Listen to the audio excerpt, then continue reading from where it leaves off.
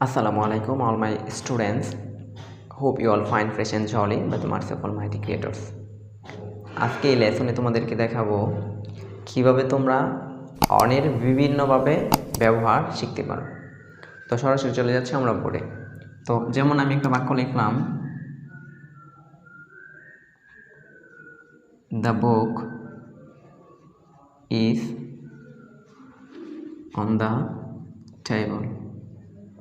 The book is on the table. তাহলে কোনো কিছুর উপরে বোঝাতে আমরা অনের ব্যবহার করতে পারি, কোনো কিছুর উপরে বোঝাতে, এবং টেবিলের উপরে, এবং সেটা অনেক উপরে না, টেবিলের সাথে মিশানো। তাহলে the book is on the table, কোনো কিছুর উপরে বোঝাতে হলে অন ব্যবহার করা যায়। তারপরে হচ্ছে হি রোট অ্যান এসে অন জুট। তাহলে সে একটা রচনা লিখেছিল পাট নিয়ে, জুট নিয়ে। তাহলে কোনো কিছুর সম্বন্ধে বোঝাতে হলে সেক্ষেত্রে আমাদের অন ব্যবহার করতে পারি। হি রোট অ্যান এসে অন জুট। তাহলে কোনো কিছুর সম্বন্ধে বোঝানোর জন্য আমরা অন বসাতে পারি। এরপরে I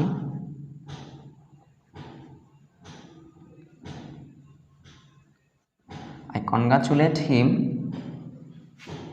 on his success. I congratulate him on his success. তাহলে কোনো কারণ বোঝাতে আমরা অন ব্যবহার করতে পারি। আমি তাকে কেন কনগ্রাচুলেট করেছিলাম, স্বাগতম জানিয়েছিলাম, কারণটা ছিল হিজ সাকসেস, তার সফলতার জন্য। তাহলে কোনো কারণ বোঝাতে আমরা অন ব্যবহার করতে পারি। এরপরে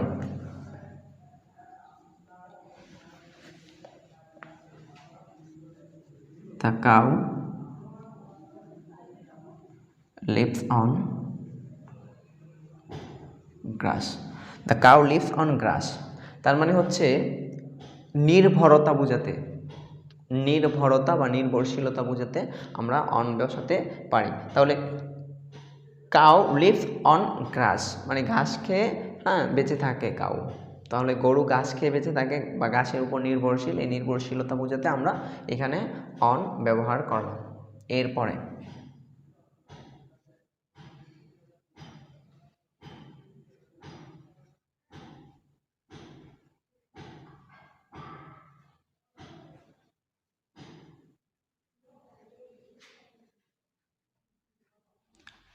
I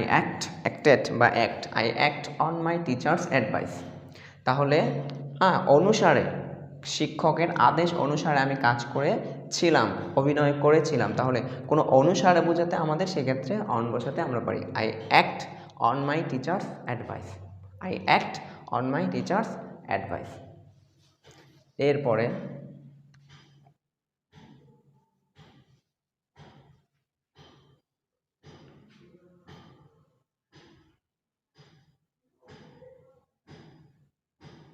he mat me on Monday. তাহলে সময় বোঝাতেও আমরা অন বসাতে পারি। মন্ডে সময় বোঝানোর জন্য হি ম্যাট মি অন মন্ডে, সে সোমবারে আমার সাথে দেখা করেছিল। তাহলে এখানে আমরা 6টা বাক্য দেখে নিলাম হি ম্যাট মি অন মন্ডে পর্যন্ত। এরপরে আরেকটা বাক্য একটু বড় হবে, আমি ঠিক এখানে লিখতে পারবো কিনা সেটাই ভাবতেছি। আচ্ছা, তারপরও লিখি, যেমন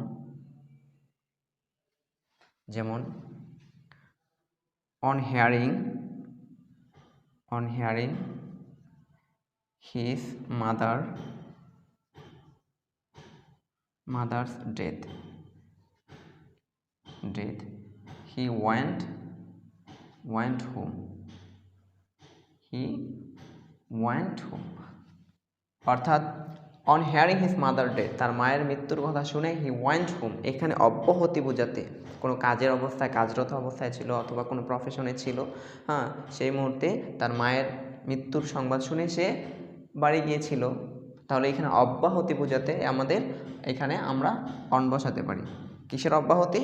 কাজের অব্যাহতি বোঝানোর জন্য সে চলে গেছে এই জন্য। তাহলে on hearing his mother's death he went home. এরপরে সর্বশেষ আমি আরেকটা বাক্য লিখতে চাচ্ছি, যেমন জোরে বোঝাতে অনের ব্যবহার, যেমন হি ওয়াজ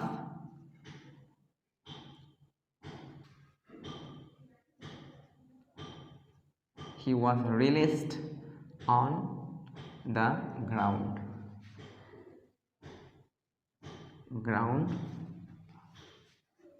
of his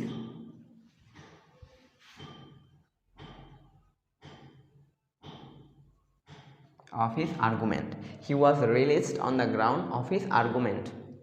এইখানে আমাদের জোরে বোঝানোর জন্য অন ব্যবহার হয়েছে, অর্থাৎ he was released on the ground, অর্থাৎ তাকে জোরে মাঠে রিলিজ করা হয়েছিল, অর্থাৎ নিক্ষেপ করা হয়েছিল, ছেড়ে দেওয়া হয়েছিল, ফেলে দেওয়া হয়েছিল on the ground of his argument, তার তর্কের কারণে, বিতর্কের কারণে। ঠিক আছে, তাহলে এই যে আমরা বিভিন্ন ব্যবহার দেখলাম অনের বিভিন্ন ব্যবহার, তাহলে কোনো কিছুর উপরে বোঝাতে, কোনো কিছু সম্বন্ধে বোঝাতে, তারপরে কোনো কারণ বোঝাতে, তারপরে নির্ভরশীলতা বোঝাতে, তারপরে কোনো অনুসারে বোঝাতে, তারপর হচ্ছে সময় বোঝাতে, তারপর হচ্ছে অব্যাহতি বোঝাতে, এবং সর্বশেষ হচ্ছে জোরে বোঝাতে।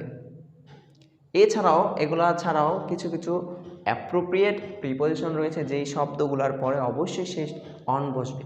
কিছু কিছু শব্দ রয়েছে যেগুলোর পরে অবশ্যই অন বসে, যেমন এর মধ্যে 1 নাম্বারটা হচ্ছে রিলাইয়ের পরে সবসময় অন বসে, এটা অ্যাপ্রোপ্রিয়েট প্রিপোজিশন।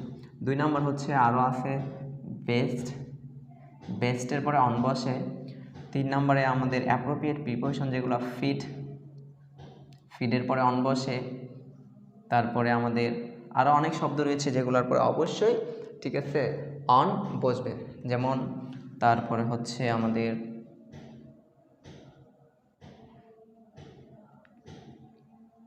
কমপ্লিমেন্ট অন বসে, তারপরে আমাদের আরও অনেক শব্দ রয়েছে, আমি কয়টা লিখবো, অনেক রয়েছে, আমি ইচ্ছে করলে আরও লিখতে পারি। ঠিক আছে, তারপরে হচ্ছে আমাদের 5 নম্বরে যদি আমি লিখি, যেমন